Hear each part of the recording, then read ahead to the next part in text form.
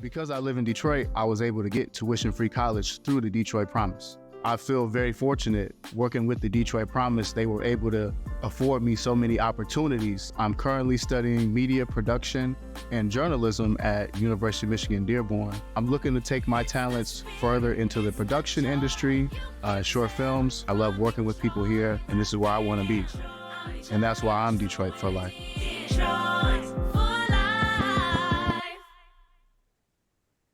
All right, I'd like to welcome you to this edition of In the Conference Room with Mark S. Lee. I hope you're sitting back and having a wonderful day and a wonderful week, enjoying summer here in the Motor City. It's all these nice, warm days. I hope you had a wonderful 4th of July as well. I want you to sit back and relax and enjoy the conversation. As you know, this is your source for information across the great city of Detroit, the state of Michigan, as well as across the country. We talk to business leaders each and every single week here in the conference room. And I want to thank you all for tuning in. We do appreciate your ongoing support. And without further ado, we have another great conversation that's important to what's happening here in the great city of Detroit, my hometown, as I always like to say. It's called Detroit Promise. And we have two very special guests joining this conversation. Dr. Iris A. Taylor, she's a PhD, RN, is the Administrative Clinical Programs for the Detroit Health Department.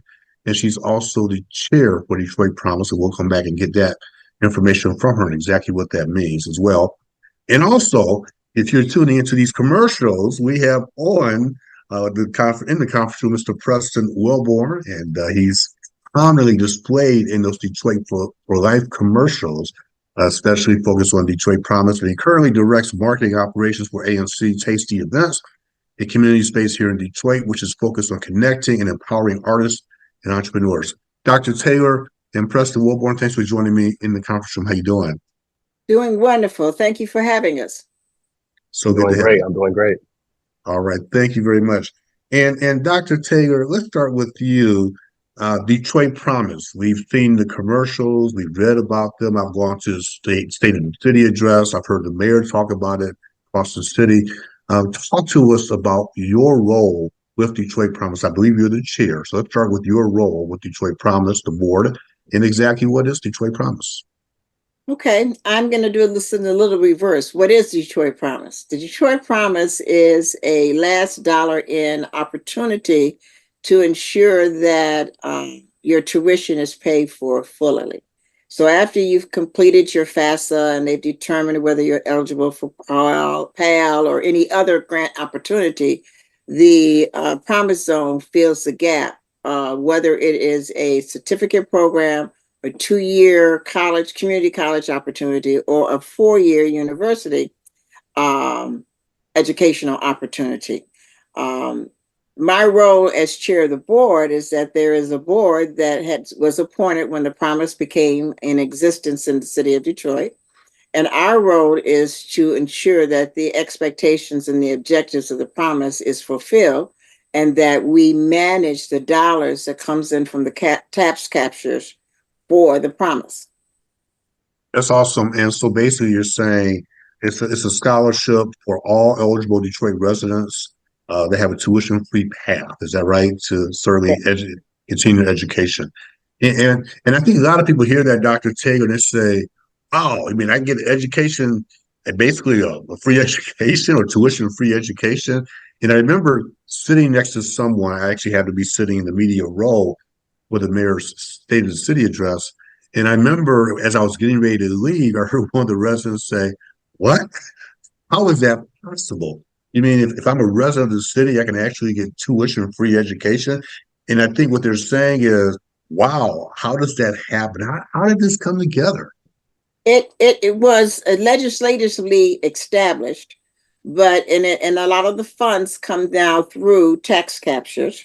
But the reality is that if you attended a school in the city of Detroit, now that's a school, whether it's a public school, a private school, a charter school, it doesn't matter. If you attended a school in the city of Detroit and you're also a resident of the city of Detroit, then you're eligible to receive the Promise dollars. That's awesome. And with us is Mr. Preston Wellborne, and he's a beneficiary of the Detroit Promise program. So, Preston, I'll start with you. Tell us briefly about your background and how did you get involved and engaged? How did you find out about Detroit Promise and get involved and engaged with it as well? Yeah, I have a background in live production, film, and photography, as well as public advocacy and a little bit of nonprofit work. So a lot of that work led me to a lot of community organizations and a lot of artistic spaces. And in high school, I had done a lot of public advocacy, a lot of nonprofit work. I was looking to kind of strengthen my game in the live production and video production worlds. And that led me to go to Detroit School of Arts. At Detroit School of Arts is where the Detroit Promise had a table where they shared information. They were letting students know that this opportunity was available and possible. And at the time, I honestly really walked past the table and didn't think much about it. But I always remember taking a piece of paper with the information from them home with me. And after graduation, actually, I was still eligible to go back through the community college path. And I explored that. I had an awesome counselor that helped continue to push me through graduation, motivated me, connected me with a lot of people in my network, and just showed me what was possible. And from there, I continue to, hone my skills and continue to further my education. And I'm currently at Dearborn, studying film production and business. So when you walked past that table and you kind of walked past it, you didn't really pay attention to it, then you came back, you started to read the information. And you read this thing potentially tuition free. What was your first reaction? I mean, and I think that's what people want to know too. Is like, wow, what? I mean, so from your perspective as a student, what was your first reaction when you went back to the table? You started getting more information. Did you think this was too good to be real? What was your first thought? Honestly, yeah, it definitely felt too good to be real at first. I had the conversation with, counselors and family of what college might look like for me. And we just kind of came to the conclusion that, there was a lot more work to be done specifically on my end. And, the resources around me didn't know exactly where to point me. And I felt like I found that solution coming to the Promise. There were so many questions that I had that I didn't have the answers to, that was as simple as a phone call, a text, or an email, or, just showing up to an event, possibly asking another student, about their experience or what they know. So without that, I'm not sure where I would be today. Dr. Taylor, you hear Preston's story. Talk to us about the stories that you hear from across the city. We've all seen the advertising. We know that's out there. You hear on radio, you see it on television, you see it on social media, you see it as part of this broadcast as well. Talk to us about the experience that other students are sharing as we get to Detroit Promise. What are they sharing with you? Is the word getting out for people to begin to take a benefit of this program, We're constantly increasing in our number of applicants for the program year over year.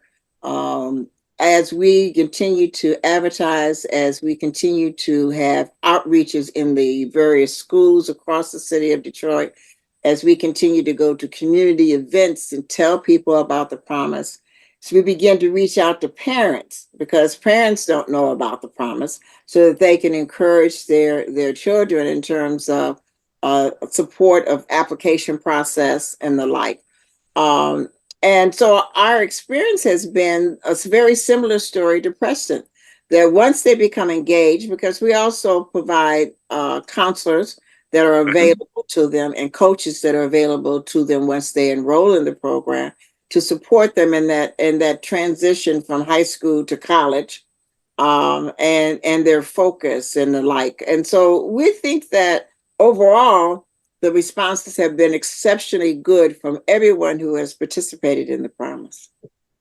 And talk about the process. What is the process for young people to really get involved, to somehow apply for the Promise? I'm assuming it's an application. What is the process to begin to access the Promise? Again, to be qualified, you have to have attended a Detroit public school and live in the city of Detroit. That makes you eligible. And the applicant pool, we start as early as the ninth grade.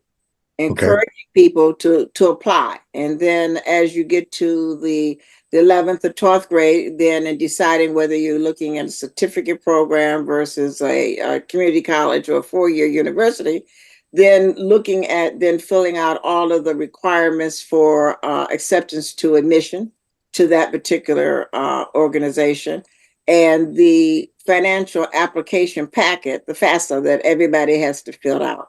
Now, once you completed that, once you have acceptance to a university, then the last dollar of the promise can go into effect at that point. And Preston, you referenced counselors. Okay, so when you say counselors, are we talking school counselors? What counselors are you referencing that you worked with as you were going through the promise, Detroit Promise? Yeah, like Dr. Taylor mentioned, the Promise does offer, a different amount of wraparound services. So at community colleges, there are counselors or coaches. I think they changed the name a couple of times, but they're specifically for Detroit Promise students.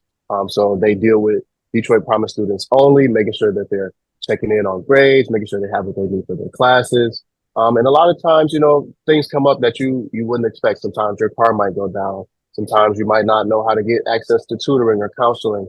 And so just either bridging those networks or actually trying to provide solutions, as possible or as needed through the organization itself. Those are what those counselors are there for. And there are counselors at every single community college at this time. And correct me, it says this to clarify. So you went from high school, you went to a community college for 2 years, and then now you're at University of Michigan, Dearborn as well. Correct. Yeah. When are you graduating, by the way? I'll be out of there in May. I will be out Oh, of there okay. in May. But I want to point that out, highlight the counselor because Dr. Taylor, obviously an educator. Preston, you're going through the program. I'm an educator. I teach at 3 different universities, amongst other things I do in the city. Our lives are jammed. And to hear you say that those counselors will help you with certain things, some things that we just take for granted, I think having that added resource certainly helps you to focus on the other components of education, the demands of doing homework, the demands of going to class, the demands of doing projects, whatever they might be. Preston, talk to us about how that's really helped you to focus your time and attention on certainly leveraging your educational opportunities. Yeah, honestly, it's been a great experience. One of the most impactful experiences that I can recall. You check in with your counselor a couple of times a month, and they also do events with other Detroit Promise students. But there was like a monthly stipend that community college students or a plethora of Detroit Promise students were eligible for, and the monthly stipend was about $50. But at the time, that's enough to get gas in the car to get back and forth to the university, or things are a little tight that week. That's lunch for a couple of days, or an emergency might come up, and those things are needed.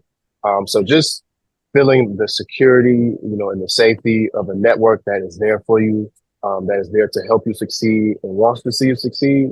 It's really invaluable. So like I said, I encourage anybody in Detroit to look into this program, see if you're eligible. And if you are, just dip your foot in and see where it can take you. And Dr. Taylor, as we begin to wrap up, and before we get to the website where people get more information, is talk about the partnership with the city and how that's come together and the relationship that you have, the board has with the city and the various educational institutions across the city as well.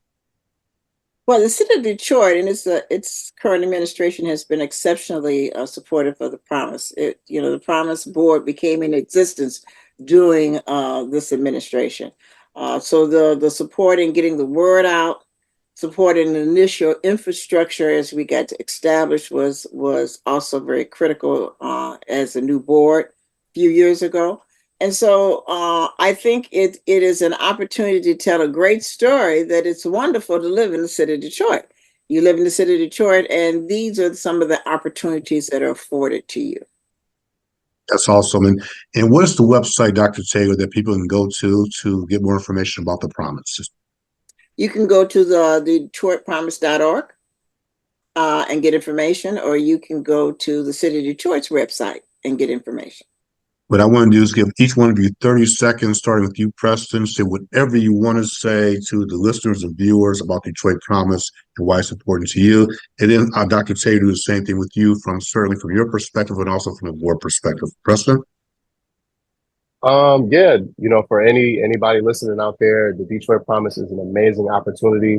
It's something that you should share with your friends, your family, your cousins, anyone just on the street, because this could be an opportunity for you or someone to bridge, to the next chapter of their life, and see where it's going to take them. Because Detroit is going to be here for a while, and so are we. So we're looking forward to seeing where the future is going to take us. Been here for over 300 years. Hopefully, we'll be here another 300 years. Dr. Taylor will give you the final word. As being a native Detroiter and committed to work in this community, it's been an honor to serve on this board, and it's great to live in the city of Detroit, and in particular, the opportunities educationally that the Promise affords every child in the city of Detroit. And as a native Detroiter myself from the West Side, we always say West Side, East Side, right? West Side. Let me say this is a distinct honor to have this conversation. We always talk about what can we do for our young people. We always talk about the value of education. Here's an opportunity for people to get engaged and hopefully get an opportunity to further the education with a program called the Detroit Promise. So what I'd like for you all to do is to, certainly as you see this interview, share with other people, spread the word about Detroit Promise.